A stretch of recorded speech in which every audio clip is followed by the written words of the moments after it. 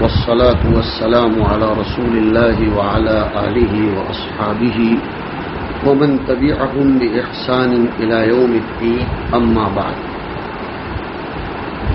شرم و حیا کے مسند احمد کی روایت کے پیش نظر جو اجزائے اربعہ ہیں ان میں سے پہلا جز سر اور سر کے مشمولات، محتویات اور سر کے سراؤنڈنگز کی حفاظت کرنا ہے. ان میں سے ہم نے گزشتہ کل یہ ذکر کیا تھا کہ زبان کی آفات کیا ہے اور زبان کو کیسے بچایا جائے وغیرہ وغیرہ. اب آج چلتے ہیں سر کے قریب ایک اہم عضو ہے جس کی حفاظت کرنا بھی اللہ تعالیٰ سے شرم و حیا کرنے کا متقاضی ہے، وہ ہے آنکھ کی حفاظت. شرعی طور پر سر کی حفاظت کا تیسرا اہم عنصر اپنی آنکھوں کو گناہوں سے محفوظ رکھنا ہے. آنکھوں کی تھوڑی سی بے احتیاطی انسان کو بڑے بڑے سنگین گناہوں میں مبتلا کرتی ہے. آج دنیا میں جو فحاشی اور بے حیائی کا دور دورہ ہے اس کی بہت بڑی وجہ یہی بد نظری اور نظر کی بے احتیاطی ہے. شیطان انسان کے ہاتھ میں بد نظری کا ہتھیار دے کر پوری طرح مطمئن ہو چکا ہے.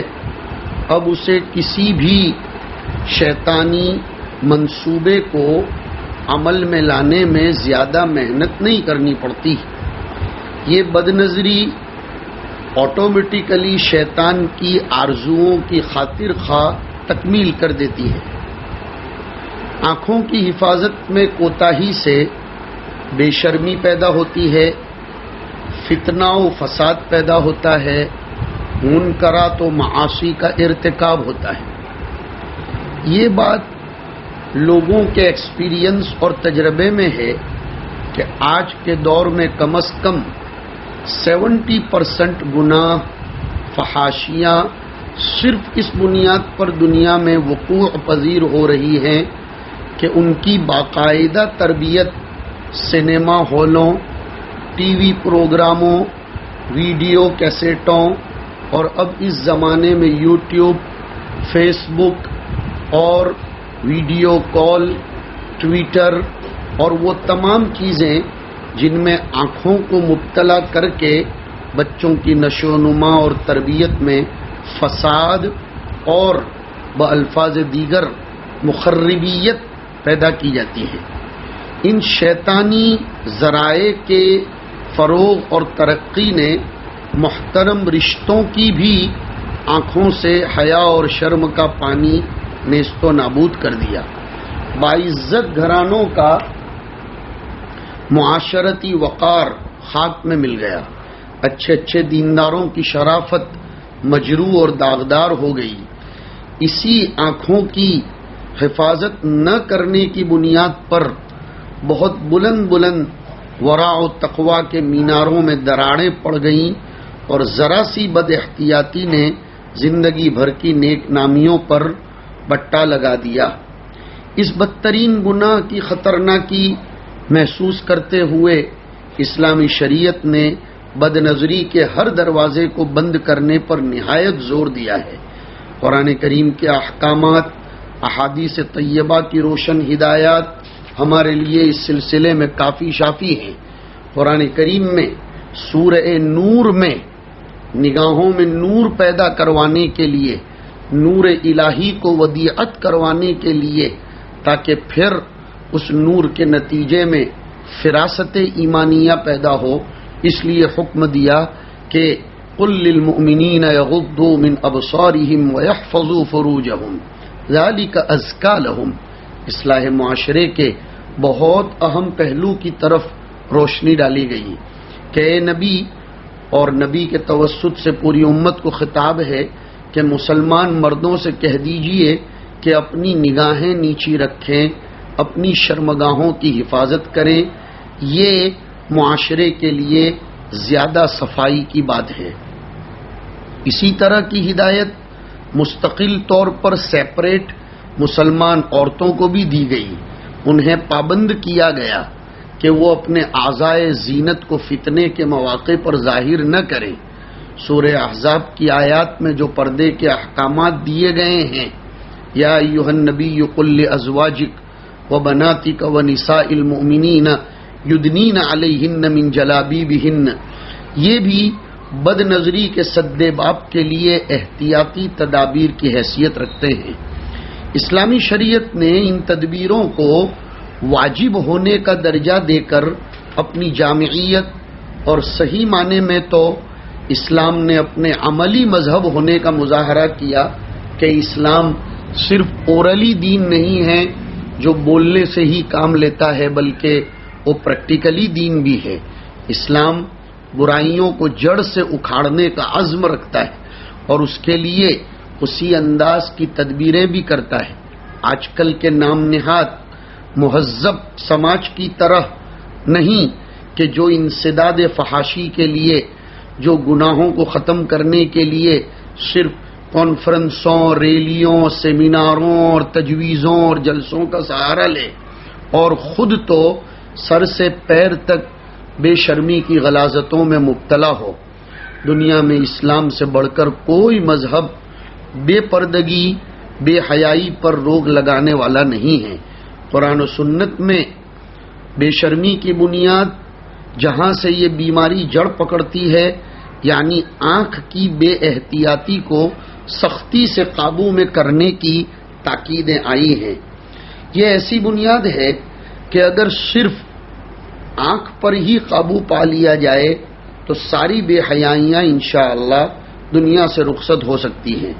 ایک روایت میں حضور نے فرمایا کہ نظر شیطان کے تیروں میں سے ایک زہریلا تیر ہے، جو شخص بھی نظر کو میرے خوف سے غلط استعمال کرنے کے لیے چھوڑ دے تو میں اس کے عوض اسے ایسا ایمان عطا کروں گا جس کی مٹھاس وہ اپنے دل میں محسوس کرے گا۔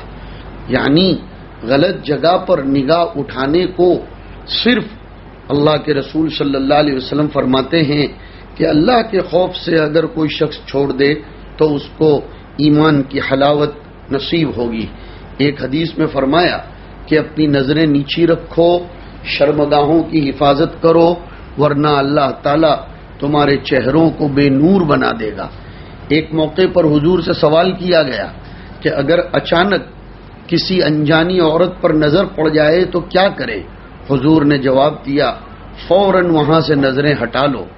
حضرت علی کو حضور نے یہ نصیحت فرمائی تھی کہ علی، ایک مرتبہ بغیر ارادے کے دیکھنے کے بعد دوسری مرتبہ اگر تم نے کسی پرائی عورت کو دیکھا تو یہ بہت بڑا گناہ ہے، اس کو دیکھنے کا ارادہ بھی مت کرنا، اس لیے کہ پہلی نظر جو بلا ارادے کے پڑی ہے وہ تو معاف ہے، لیکن دوسری مرتبہ دیکھنے کی کوئی گنجائش نہیں ہے۔ پہلی نظر بھی اگر بلا ارادہ پڑی ہے تو کچھ لوگ سمجھتے ہیں ایک نظر معاف، لیکن وہ ایک نظر بالارادہ نہیں، بلا ارادہ۔ حضرت حسن بصری حضور سے روایت فرماتے ہیں کہ حضور نے ارشاد فرمایا، مرسل روایت ہے یہ، کہ اللہ کی لعنت ہے اس شخص پر جو قصداً بغیر کسی وجہ کے کسی کے سطر کو یا اجنبی عورت کو دیکھنے والا ہو، اور وہ بھی ملعون ہے جو بلا عذر اور اضطرار دیکھا جائے۔ ان روایتوں سے بآسانی اندازہ لگا سکتے ہیں کہ شریعت کی نظر میں نگاہ اور نظر کی حفاظت پر کتنی زیادہ تاکید آئی ہے۔ اسی بنا پر اسلامی لا اور اسلامی فقہ میں پوری تفصیل اور وضاحت کے ساتھ پردہ اور حجاب کے احکام بیان کیے گئے ہیں، تاکہ ان کو پیش نظر رکھ کر انسان ہر اعتبار سے اپنی نظر کو جہنم کا سامان بنانے سے بچا سکے۔ حضرت حکیم الامت رحمۃ اللہ علیہ نے اصلاح الرسوم میں پردے کے احکامات کا خلاصہ بیان فرمایا۔ میں اس کی اور زیادہ تلخیص آپ کے سامنے ذکر کرتا ہوں۔ بہت غور سے یہ پردے کے احکامات کو معاشرے کی اصلاح کے لیے سنے جائیں۔ نمبر 1، مرد کے لیے ناف سے گھٹنے کے نیچے تک مردوں اور عورتوں دونوں سے بدن چھپانا فرض ہے، سوائے اپنی بیوی کے کہ اس سے کوئی عضو چھپانا ضروری نہیں، اگرچہ بلا ضرورت اسے بھی بدن دکھانا خلاف اولا ہے۔ حضرت عائشہ فرماتی ہیں کہ ہم نے حضور کے ساتھ اپنی زندگی گزاری، خلوتیں بھی گزاری، لیکن ما رأیت منہ ولا رأى منی، نہ میں نے حضور کے سطر کو کبھی دیکھا نہ حضور نے کبھی میرے سطر کو دیکھا۔ نمبر 2، عورت کو دوسری مسلمان عورتوں کے سامنے بھی ناف سے گھٹنے تک بدن کھولنا جائز نہیں ہے۔ اس سے معلوم ہوا کہ بعض عورتیں خاص طور پر دیہاتی زندگیوں میں دوسری عورتوں کے سامنے ننگی بیٹھ جاتی ہیں، یہ بھی بالکل گناہ ہے۔ نمبر 3، عورت کو اپنے شریعت کی طرف سے مقرر کردہ محرم کے سامنے ناف سے گھٹنے تک اور کمر اور پیٹھ کھولنا حرام ہے، البتہ سر، چہرہ، بازو اور پنڈلی کھولنا گناہ نہیں ہے، اگرچہ بعض اعضاء کا بلا ضرورت کھولنا مناسب بھی نہیں۔ شرعی محرم کیا ہے؟ جس سے عمر بھر کسی طرح نکاح صحیح ہونے کی گنجائش نہ ہو، جیسے باپ، بیٹا، حقیقی بھائی، چچا زاد بھائی، ماموں زاد بھائی، خالہ زاد بھائی، یہ محرموں میں بالکل نہیں آتے، چاہے ساتھ میں جوائنٹ فیملی میں بڑے ہوئے ہوں، لیکن یہ محرم میں نہیں آتے۔ اسی طرح اللہ یعنی باپ شریک بھائی، ماں شریک بھائی اور ان کی اولادیں یہ شرعی محرم میں آتی ہیں۔ اسی طرح انہی تینوں طرح کی بہنوں کی اولاد اور انہی جیسے رشتہ دار جن سے ہمیشہ کے لیے نکاح حرام ہے، اور جن لوگوں سے عمر میں کبھی بھی نکاح صحیح ہونے کی گنجائش ہو، وہ شرعاً محرم نہیں بلکہ نامحرم ہے۔ اور شریعت میں جو حکم ایک اجنبی اور غیر آدمی کا ہے، وہی حکم ان رشتہ داروں کا بھی ہے جو محرم نہیں ہیں، اگرچہ ان کے ساتھ کتنی ہی قرابت کا رشتہ کیوں نہ ہو، جیسے میں نے ذکر کیا، چچا زاد بھائی، پھوپھی زاد بھائی، خالہ زاد بھائی، ماموں زاد بھائی، دیور، بہنوئی، نندوئی وغیرہ، یہ سب نامحرم ہیں۔ منہ بولا بھائی، یہ سب، منہ بولا بیٹا، یہ سب نامحرم ہیں، اور ان سے وہی پرہیز کرنا ضروری ہے جو اجنبیوں اور نامحرموں سے ہوتا ہے، بلکہ اور زیادہ کرنا پڑے گا، اس لیے کہ حدیث میں دیور کو موت کہا گیا، اس لیے کہ ایسے موقعوں پر فتنے کا واقع ہونا آسان ہے، اس لیے اور زیادہ احتیاط کا حکم ہے۔ نمبر 5، جو لوگ شرعاً نامحرم ہیں ان کے سامنے سر، بازو اور پنڈلی وغیرہ بھی کھولنا حرام ہے۔ اگر سخت مجبوری ہو، مثلا عورت کو ضروری کاروبار کے لیے گھر سے باہر نکلنا پڑتا ہو، یا کوئی رشتہ دار بکثرت گھر میں آتا جاتا ہو اور گھر میں تنگی کی بنا پر ہر وقت پردہ نہیں رکھا جا سکتا، صرف ایسی حالت میں جائز ہے کہ اپنا چہرہ اور دونوں ہاتھ کلائی کے جوڑ تک اور پیر ٹخنے کے نیچے تک کھول سکتے ہیں، اس کے علاوہ اور کسی حصے کا کھولنا جائز نہیں ہوگا۔ لہذا ایسی عورتوں پر ضروری ہے کہ سر کو خوب ڈھانکیں، کرتا بڑی آستین کا پہنیں۔ آج کل عورتوں میں ٹی شرٹ پہننے کا رواج آ گیا ہے، اور اسی کو پہن کر باہر گلیوں میں اور کبھی کبھی اپنے چھجے میں وہ نکل پڑتی ہیں۔ اولاً تو عورتوں کے لیے ٹی شرٹ پہننے پر حدیث شریف میں لعنت آئی، حدیث شریف میں آیا لعن اللہ المترجلات من النساء، کہ اللہ تعالیٰ ان عورتوں پر لعنت کرے جو مردوں کا لباس، مردوں کی چال اور مردانہ طور طریقے اور ہیئت کو اختیار کرتی ہیں۔ لہذا عورتوں کو چاہیے کہ وہ ٹی شرٹ، جینس پینٹ وغیرہ بالکل نہ پہنیں، اور کرتے ہمیشہ بڑی آستین کے پہنیں، پاجامہ غرارہ دار اور شرارہ دار نہ پہنیں، اور کلائی اور ٹخنے نہ کھلنے دیں۔ نمبر 6، جس عضو کو ظاہر کرنا جائز نہیں، جیسے ابھی ہم نے ذکر کیا، اس کو مطلقاً دیکھنا حرام ہے، چاہے شہوت کی نظر نہ ہو پھر بھی دیکھنا حرام۔ جس عضو کو دیکھنا اور اس پر نظر کرنا جائز، اس میں یہ کنڈیشن رہے گی کہ شہوت کا اندیشہ نہ ہو۔ اگر ذرا سا شک بھی ہو تو اس وقت دیکھنا حرام ہے۔ اب یہاں سمجھو کہ وہ بوڑھی عورت جس کی طرف اصلاً اب کوئی رغبت کا احتمال نہ ہو، اس کا چہرہ تو دیکھنا جائز ہوگا، لیکن سر، بازو وغیرہ دیکھنا جائز نہیں ہوگا۔ ایسی عورتیں گھروں میں عام طور پر اس کی احتیاط نہیں کرتی اور اپنے نامحرم رشتہ داروں کے سامنے ننگے سر اور بے آستین کا کرتا پہنے بیٹھی رہتی ہیں، خود بھی گنہگار ہوتی ہیں اور مردوں کو بھی گنہگار کرتی ہیں، سوچنا چاہیے۔ نمبر 7، جس عضو کا دیکھنا حرام ہے، اگر علاج کی ضرورت سے اس کی طرف دیکھا جائے تو یہ جائز ہے، مگر شرط یہ ہے کہ نظر اتنی جگہ سے آگے بڑھنے نہ پائے۔ شریعت میں اصول ہے الضرورۃ تتقدر بقدر الضرورہ۔ نمبر 8، نامحرم مرد کے ساتھ عورت کا تنہا مکان میں رہنا حرام ہے۔ اسی طرح اگر تنہائی نہ ہو بلکہ دوسری عورت موجود ہو مگر وہ بھی نامحرم ہو، تب بھی مرد کا اس مکان میں ہونا جائز نہیں۔ البتہ اگر اس عورت کا محرم یا شوہر یا اس مرد کی کوئی محرم یا بیوی بھی اس مکان میں ہو تو مضائقہ نہیں ہے، مگر فتنے سے محفوظ ہونا یہاں بھی ملحوظ رکھا جائے گا۔ نمبر 9، نامحرم مرد و عورت میں باہم ہم کلامی بھی بغیر ضرورت کے بالکل پروہیبیٹڈ اور منع ہے۔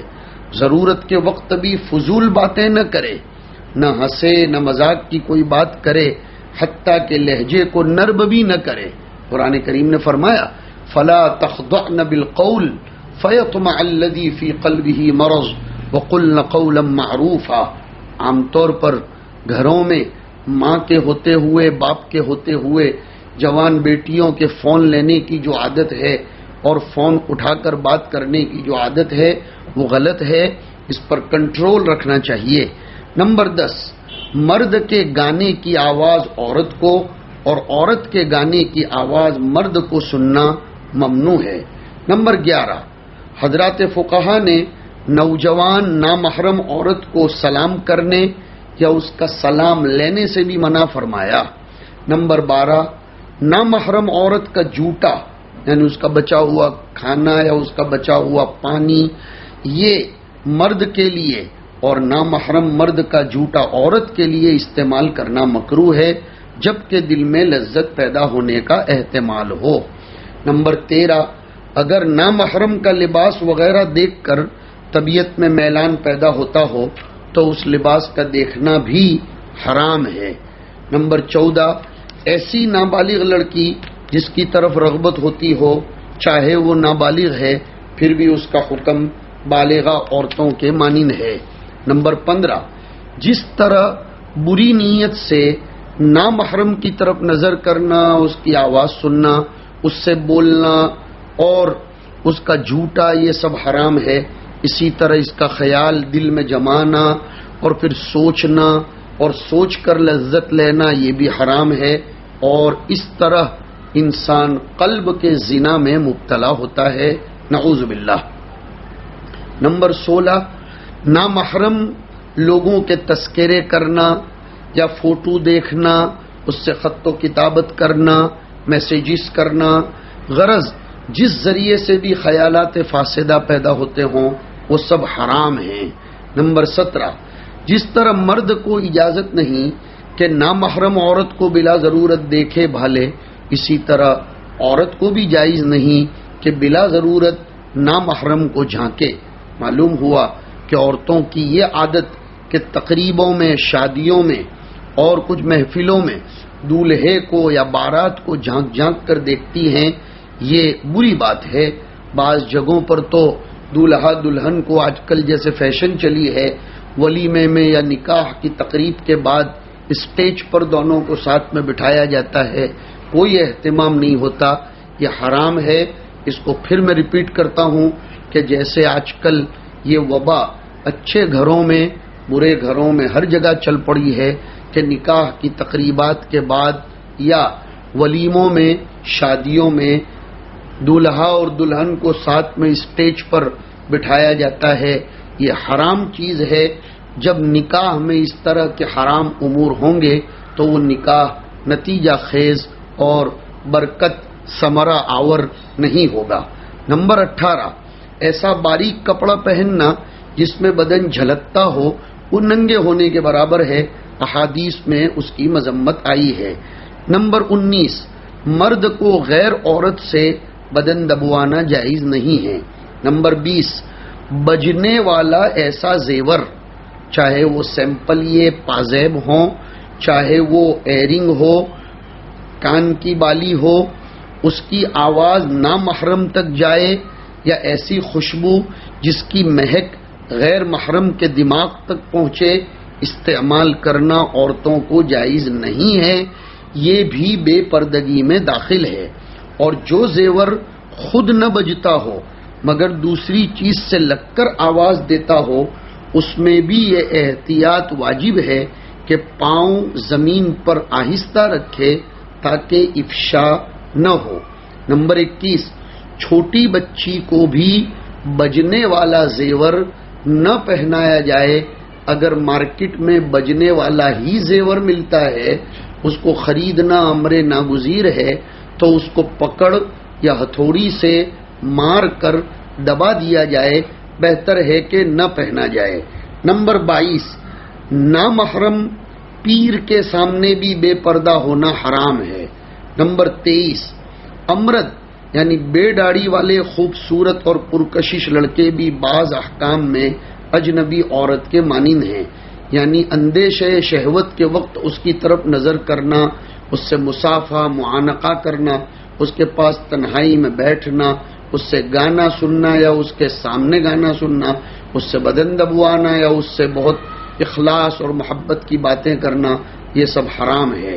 نمبر 24، سفر میں اگر کوئی مرد محرم یا شوہر ساتھ نہ ہو تو عورت کو سفر کرنا حرام ہے۔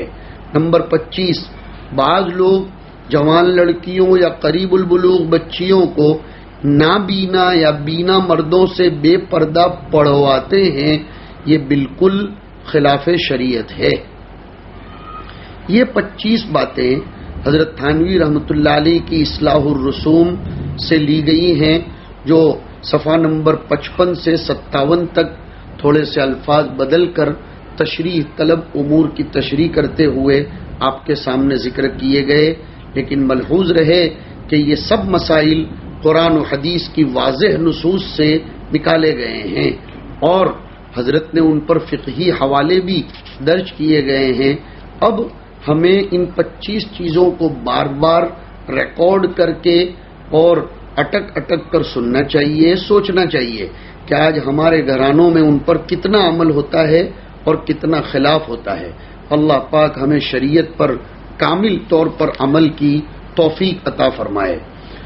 اسی کے ضمن میں ایک بات اصلاح معاشرے کی قبیل کی یہ کہتے چلیں کہ پردے کے احکامات میں یہ بھی داخل ہے کہ مرد اور عورت ایسا لباس نہ پہنا کریں جس سے چھپائے جانے والے اعضاء، ان کے قد و قامت، ان کی ساخت و پرداخت، ان کی ہیئت، ان کی کنڈیشن اور ان کا شیپ بجائے چھپنے کے اور ابھر کر آ جائے۔ حضور صلی اللہ علیہ وسلم نے جہنم میں جانے والی بعض عورتوں کی یہ صفت بیان فرمائی ہے کہ وہ لباس پہننے کے باوجود ننگی ہوں گی، اور اس جملے کی تفسیر میں شراح حدیث فرماتے ہیں کہ یا تو ایسا لباس مراد ہے جو پوری طرح ساتر نہ ہو، یا ایسا باریک لباس ہے جو بدن کی رنگت اور ہیئت اور اس کے شیپ کو نہ چھپا سکے۔ حضرت جریر ابن عبداللہ رضی اللہ تعالیٰ عنہ کا ایک ارشاد امام طبرانی نے نقل کیا کہ آدمی ایسا لباس پہنتا ہے جسے پہننے کے باوجود وہ بے لباس رہتا ہے، یعنی باریک کپڑے جو اس کے لیے اصل اس کے اعضاء کی ساخت کو چھپانے والے ہوں ایسے نہیں پہنتا۔ آج کل نئے فیشن میں یہ باتیں بکثرت ہیں، یا تو ایسے باریک لباس پہنے جاتے ہیں جن سے بدن پوری طرح جھلکتا ہے، یا پھر ایسے چست لباس استعمال ہوتے ہیں فٹ، جو بدن کی ہیئت کو ابھار دیتے ہیں۔ اس طرح کا لباس مرد و عورت دونوں کے لیے شرم کے اور طبعی غیرت کے خلاف ہے۔ جب سے یہ جینز اور ٹی شرٹ کا بیہودہ فیشن چلا، یہ بے غیرتی بالکل عام ہو گئی۔ نوجوان لڑکیاں اور لڑکے برسر عام اس بے حیا لباس کو پہن کر بے حیائی کا مظاہرہ کرتے ہیں، اور ہمیں احساس بھی نہیں ہوتا، جبکہ اللہ سے شرم کرنے کا تقاضا یہ ہے کہ ہم خود بھی ان بے حیائیوں سے بچیں، اپنے گھر والوں کو بھی ان سے بچانے کی کوشش کریں۔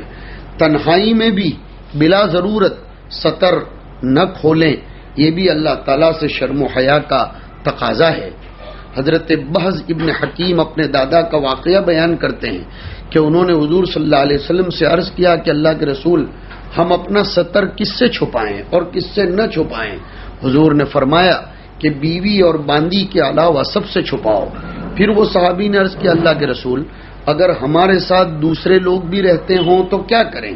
حضور نے فرمایا جہاں تک ممکن ہو کوشش کی جائے کہ تمہارے ستر پر کسی کی نظر نہ پڑے۔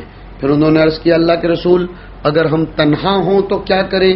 اس پر حضور نے فرمایا ارے بھائی، لوگوں سے زیادہ تو اللہ اس کا مستحق ہے کہ اس سے حیا کی جائے، یعنی اس بات سے شرم کی جائے کہ اللہ ہمیں اپنے ستر پر نظر کرتے ہوئے نہ دیکھے، کیونکہ اللہ سے تو کوئی شے کسی جگہ بھی چھپی ہوئی نہیں۔ اس اعتبار سے گویا کہ ستر پوشی کو چھوڑ دینا اللہ کے سامنے بے حیائی ہے، اور ستر کا اہتمام رکھنا ہی حیا ہے۔ کچھ مردوں کو عادت ہوتی ہے چڈا پہن کر سونے کی، اور اپنے گھٹنوں سے اوپر کے کپڑے پہن کر ایسے ہاف لباس پہن کر سونے کی، اس میں بھی احتیاط برتنے کی ضرورت ہے، سوچنا چاہیے۔ میاں بیوی کو بھی ستر کا خوب خیال رکھنا چاہیے، اس لیے کہ شعب الایمان میں ایک روایت آئی کہ جب تم میں سے کوئی شخص اپنی بیوی کے پاس جائے حتی الامکان ستر پوشی کرے اور جانوروں کی طرح بالکل ننگے نہ ہو جایا کریں۔ یہ ہدایات ہم سب کے لیے لائق توجہ ہیں۔ آج کل عموماً تنہائیوں میں ستر کا اہتمام نہیں رہتا، حتیٰ کہ گھروں کے باہر سڑکوں پر لگے ہوئے نلوں، پانی کی ٹنکیوں پر بڑی بڑی عمر کے لوگ ستر کا اہتمام کیے بغیر غسل کرتے ہوئے نظر آتے ہیں۔ نہروں اور دریا کے ساحلوں پر تو اس طرح کی بے حیائیوں کے مناظر بکثرت دیکھنے کو ملتے ہیں۔ سوئمنگ پولز پر اس کے اہتمام نہیں ہوتے۔ غور فرمایا جائے کہ جب ہماری شریعت تنہائی میں بھی ضرورت سے زیادہ ستر کھولنے سے منع کرتی ہے، تو بھلا عوامی جگہوں پر اس بے حیائی اور بے غیرتی کے مظاہرے کی کہاں اجازت ہو سکتی ہے؟ ہمیں اس کا بہت زیادہ خیال کرنا چاہیے۔ اور ستر پوشی میں لاپرواہی کا ایک اور نقصان فقہا نے لکھا ہے کہ اس کی وجہ سے آدمی پر بھول اور نسیان کا غلبہ ہوتا ہے۔ آج کل یہ شکایت بڑھ رہی ہے کہ مجھے یاد نہیں ہوتا، یاد نہیں رہتا، میرا قوت حافظہ کمزور ہے، قوت ذاکرہ کمزور ہے۔ اس کی وجہ علامہ شامی نے کتاب الطہارت میں ایک لکھی ہے کہ ست اشیاء تورث النسیان، 6 چیزیں یہ انسان کے دماغ کو اور یاد شکتی کو کمزور کرتی ہیں۔ اس میں ایک چیز یہ بھی ہے کہ آدمی اپنی شرمگاہ سے کھیل کرے اور اس کی طرف دیکھے، ستر کا خیال نہ کرے۔ اس سے اللہ رب العزت ہماری حفاظت فرمائے۔ اور دوسرے کے گھر میں تانک جھانک کرنا یہ بھی اس کے خلاف ہے۔ آنکھ کے ذریعے کیے جانے والے گناہوں میں سے ایک یہ بھی ہے کہ آدمی کسی دوسرے شخص کے گھر جائے اور اندر جانے کی اجازت لینے سے پہلے ہی دروازے یا کھڑکی کے سوراخوں سے اندر جھانکنے لگے، یا دروازہ اگر کھلا ہوا ہو تو سیدھا دروازے کے سامنے جا کر کھڑا ہو جائے۔ حدیث میں آیا انما جعل الاستئذان من اجل البصر، اجازت لینے کے احکام نگاہوں کی حفاظت کے لیے ہی تو مشروع کیے گئے ہیں۔ داخلے کی اجازت سے پہلے دیکھ لینے سے اجازت و استئذان کا مقصد ہی فوت ہو جاتا ہے۔ حضرت سعد ابن معاذ حضور کے حجرہ مبارکہ میں ایک مرتبہ تشریف لائے اور دروازے کے بالکل سامنے آ کر اجازت مانگنے لگے تو حضور نے آپ کو ایک کنارے کھڑے ہونے کا اشارہ کرتے ہوئے فرمایا کہ سعد ایسے آڑ میں کھڑے ہو کر اجازت لیا کرو، اس لیے کہ اصل میں اجازت کا حکم تو نظر ہی کی وجہ سے۔ حضور اس طرح تانک جھانک کرنے والے کو سخت ناپسند فرماتے تھے۔ ایک مرتبہ حضور کے دولت خانے کے سوراخ میں کوئی جھانکنے لگے، اس وقت حضور کے دستے مبارک میں سینگ تھی جس سے آپ سر کو کھجا رہے تھے۔ حضور نے فرمایا اگر مجھے معلوم ہوتا کہ تو دیکھ رہا ہے تو میں یہی باریک سینگ تیری آنکھ میں چبھو دیتا، کیونکہ اجازت لینے کا حکم تو اسی وجہ سے ہے کہ دوسرے کی نظر سے حفاظت رہے۔ ایک متفق علیہ حدیث میں ہے کہ جو شخص کسی کے گھر میں بلا اجازت نظر ڈالے تو گھر والوں کے لیے اس کی آنکھ پھوڑ دینا جائز ہے، رواہ مسلم۔ حضرت عمر ابن خطاب کا ارشاد ہے کہ جس شخص نے داخلے کی اجازت سے پہلے گھر کا صحن آنکھ بھر کر دیکھا اس نے گناہ اور فسق کا کام کیا۔ شعب الایمان کے حوالے سے یہ بات میں نے آپ کو سنائی۔ اس لیے اللہ سے شرم و حیا کا تقاضا یہ ہے کہ ہم اپنی نگاہوں کو اس بدعملی سے محفوظ رکھیں۔ اللہ تعالی ہمیں توفیق عنایت فرمائے۔ اخیر میں یہی بات کی طرف اشارہ کرنا چاہتا ہوں، حدیث شریف میں جو آیا اتقوا فراست المؤمن فإنه ينظر بنور اللہ۔ آج مسلم امت نے قیادت، سیادت، زعامت یہ چھوڑ رکھی ہے یا اس سے چھڑوا دی گئی، اس کا سبب ہے کہ اس سے فراست مفقود ہوئی، اور فراست کے مفقود ہونے کی وجہ اپنی نگاہوں کا غلط استعمال ہے۔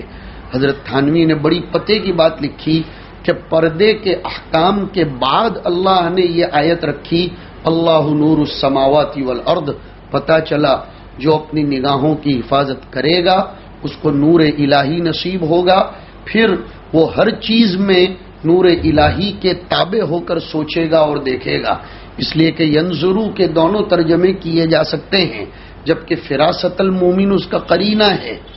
علماء کے کام کی بات ہے یہ کہ فراست المومن سیاق سباق بتا رہا ہے کہ فإنہ ینظر، یہ سوچنے کے معنی میں ہے کہ مومن سوچتا ہے نور الہی کے تابع ہو کر، اور نور الہی اگر آ جائے تو پھر اس کو دنیا میں چلنے والی سازشوں، مکاریوں اور جتنے بھی پلاننگ ہو رہی ہے وہ بھی اس کے سمجھ میں آنے لگے گی، اور مومن لوگوں کے ہاتھوں استعمال ہونے سے اپنے آپ کو بچائے گا۔ حضرت باندوی رحمۃ اللہ علیہ سے کسی نے پوچھا تھا کہ دعاؤں میں رونا نہیں آتا، حضرت نے فرمایا تھا نگاہوں کی حفاظت کرو، آٹومیٹک تمہیں دعاؤں میں رونا آنے لگے گا۔ اخیر میں ایک نصیحت سبھی لوگوں کو ہے، قطب گجرات حضرت اقدس مرشدنا و مولانا محسن حضرت مفتی احمد صاحب خانپوری دامت برکاتہم وزیدت عنایاتہم وزیدت معالیہم بارک اللہ فی عمرہ، انہوں نے ایک چھوٹا سا رسالہ مرتب فرمایا ہے نگاہ اور شرمگاہ کی حفاظت۔ اردو، گجراتی، ہندی سبھی زبانوں میں ہے اور غالباً انگلش میں بھی ہے۔ اس کا اہتمام سے مطالعہ، پڑھنا اور اپنے گھروں میں اس کی تعلیم کرنا چاہیے۔ اللہ ہم سب کو اس کی توفیق میسر فرمائے۔ وما توفیقی الا باللہ علیہ توکلت و الیہ انیب وصلی اللہ علی النبی الکریم۔